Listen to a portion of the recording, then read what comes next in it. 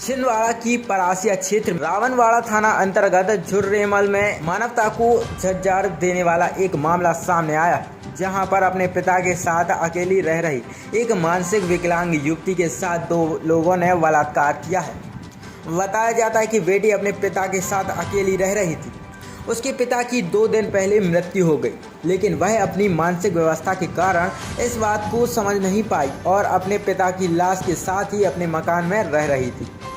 2 दिन बाद बदबू आने के कारण पड़ोसियों ने जब जाकर देखा तो पिता को एक कमरे में मृत पाया और दूसरे कमरे में युवती अकेली बैठी हुई थी।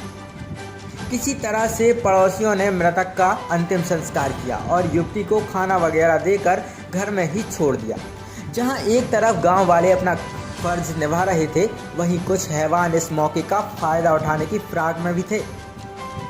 रात्रि को पास में रहने वाले 2 युवकों ने लड़की की मानसिक अवस्था का फायदा उठाकर उसका बलात्कार किया, लेकिन लड़की किसी को कुछ बता नहीं पाई। दूसरे दिन जब युवकों ने दोबारा ऐसा प्रयास किया तो गांव वालों ने उन्हें पकड़ लिया और पुलिस को सूचना दे दी।